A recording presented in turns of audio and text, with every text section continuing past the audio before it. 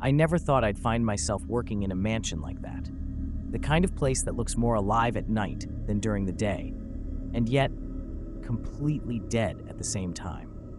When I first arrived, the house loomed over me like a shadow carved into the hill. Its windows reflected no light, though I could swear something was always moving behind the glass. The family who lived there, an elderly couple with pale smiles and their grown son, who rarely spoke, welcomed me as their new butler.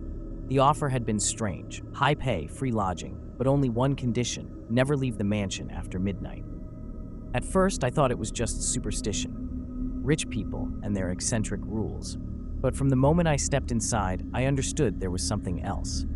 The walls groaned, as if the wood itself was breathing. The chandeliers rattled without wind. Portraits of the family's ancestors lined the halls, their painted eyes following me, no matter where I went. I tried not to stare back, but sometimes I could swear their mouths looked different than before. My duties were simple: prepare the dining hall, polish the silver, keep the library in order. But every night, something disturbed the silence. Footsteps echoing on the upper floor when everyone was already asleep. The sound of something dragging along the corridors, heavy, wet. One night, while carrying fresh linens upstairs, I passed by a half-open door I wasn't supposed to enter. Inside, I heard whispering, low, urgent, almost like chanting. My curiosity betrayed me. I peered inside, just for a moment, and saw the family kneeling around a circle drawn on the floor. Their faces were pale, their lips moving in unison, and in the center of the circle, something writhed, something black, like a shadow with form. The old woman's eyes snapped toward me before I could move. Her voice, once soft and polite, came out like a hiss. "This door is not for you." The next morning, they acted as though nothing had happened. The husband asked me politely for his tea. The son passed by me in silence, and the woman smiled again, her wrinkles folding perfectly, as if the night before had been a dream. But I knew it wasn't. Each day after, I noticed more details. The son's shadow on the wall didn't match his movements. The paintings began to smile. The house whispered to me when I walked alone. And every night, I grew more certain that I wasn't serving a family at all. I was serving something else. I tried to convince myself I was imagining things, that working in a place as old and suffocating as that mansion was enough to play tricks on my mind. But the house, it didn't just play tricks, it fed on them. A week into my employment, I began to notice the rules changing, quietly, without a word. For instance, at dinner, the family would sit at the long oak table while I served their meals. But by the time I returned from the kitchen, sometimes their plates were empty, completely cleaned, though I had never seen them lift a fork. Other times, the food itself had changed. I'd prepare lamb or soup, yet when I placed the dishes down, it looked raw, red, dripping. I'd blink, and it would look normal again. Their son disturbed me the most. He never spoke, never ate, but I caught him watching me with wide, unblinking eyes. And once, when I turned too quickly, I saw his reflection in the window, except it wasn't him. It was something much taller, much thinner, with teeth too long for a human mouth. By then, I was sure I had to leave, but every time I thought of running, I felt the house resist me. Doors I'd unlocked in the morning refused to open at night. The gates outside groaned as if welded shut. And then came the night I made my worst mistake. It was late, nearly midnight, when I heard crying from upstairs. A child's voice, muffled, desperate, but the family had no children. Against my better judgment, I followed the sound up to the third floor, the part of the mansion I'd been forbidden to enter. The corridor was wrong, longer than it should have been. The walls curved inward, as if the house itself was leaning closer to me, listening. At the very end stood a door that pulsed faintly with light, like something alive. The crying came from inside. I opened it. What I saw was not a room. It was a chamber, stone, cold, and ancient, as though it had existed long before the mansion was built around it. And in the center was the family, kneeling in a circle again. But this time, they weren't alone. A figure stood with them, towering, faceless, cloaked in shadow. Its body rippled like smoke, but its hands were bone. Long, skeletal fingers scraped against the floor as it turned toward me. The crying stopped. The old woman smiled, her lips splitting wider than humanly possible. "You shouldn't be here," she whispered. "But perhaps it is better this way. The house has chosen you." Before I could run, the son stepped forward, his jaw unhinged far beyond what it should, a low growl rolling out of his throat. The father's eyes burned red, flickering like embers, and behind them, the faceless thing moved closer, reaching for me. That was when I realized I wasn't just a servant. I was being prepared for something I couldn't yet understand. I ran. I didn't even remember deciding to move. My body simply reacted.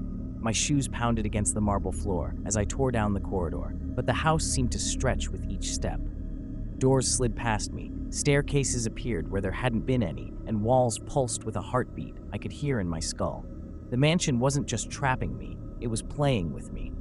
Behind me, something followed. Not footsteps, not breathing, just a dragging sound, like claws scraping against stone. It grew louder the more I pushed forward, until I could feel vibrations in the floor beneath me. When I burst into the grand hall, I slammed the double doors shut behind me. My chest heaved as I pressed my weight against the wood, praying it would hold. For a moment, the silence returned, and then I heard them. Not one set of footsteps, dozens, coming from above. I tilted my head back and froze. From the high ceiling rafters, pale faces began to lower into view. Faces without eyes, skin stretched too thin over bone, their mouths cut into grotesque smiles. They hung there, swaying like marionettes, whispering in voices that didn't belong to any living throat. Stay. Chosen. Feed. The whispers overlapped, climbing over each other until they became unbearable. I staggered backward, my hands fumbling for the front doors. My heart leapt when I touched the handles, but the joy evaporated instantly. The wood throbbed under my palms. I pulled. Nothing. I kicked. Nothing. The doors felt alive, as though veins pulsed just beneath the surface. And then I felt it. The presence. It stood behind me. No sound, no footsteps, just a shift in the air so heavy I could barely breathe. My body stiffened as cold air brushed the back of my neck. The chandelier above flickered, and then the flames extinguished one by one, drowning the hall in shadows. That was when I heard the voice. It wasn't spoken. It invaded. A vibration inside my skull, low and commanding. You are the house now. I turned, trembling. The figure from the chamber towered before me, faceless, cloaked in darkness that seemed to bleed into the walls. Its hands stretched outward, skeletal, elongated fingers that gleamed as though dipped in frost. I tried to scream, but nothing left my throat. My body betrayed me, paralyzed by the sheer weight of its presence. My vision blurred at the edges as the family appeared, materializing from the corners of the hall. They stood around me, their smiles warped, their eyes sunken black pits. Their bodies convulsed unnaturally, bending at sickening angles. The boy stepped closer, clutching his toy horse. His jaw cracked, bones snapping audibly as it opened wider and wider, splitting nearly to his ears. From the void of his throat, something moved. Hands, thin, skeletal, pressed outward against the skin from inside. Something was trapped in there, something begging to be let out. The figure's hand touched my chest. The cold was so intense it seared, sinking through my flesh as if I were made of paper. It wasn't touching my body. It was gripping something deeper, something vital. My soul. Every nerve in my body screamed. My vision went white.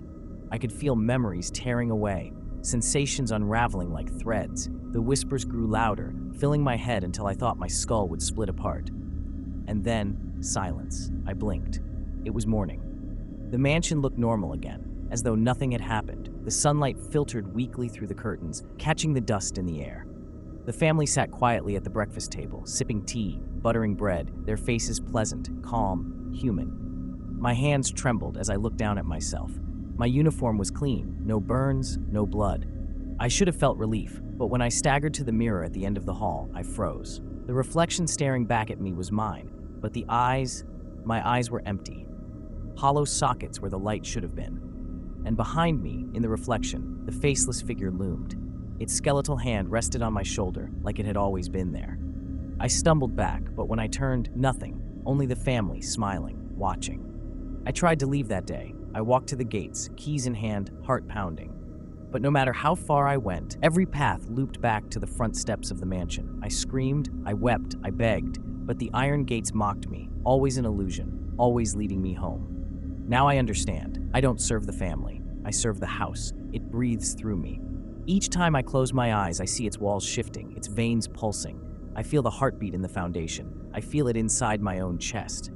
Sometimes I hear footsteps behind me, but when I turn, there's nothing. Sometimes I see faces in the mirrors that aren't mine. And sometimes, late at night, I hear the boy's toy horse rolling across the floorboards outside my door. I am not the caretaker anymore. I am part of the mansion, and when the house grows hungry again, it will use me to open the doors. subscribe to Horror Story Bar.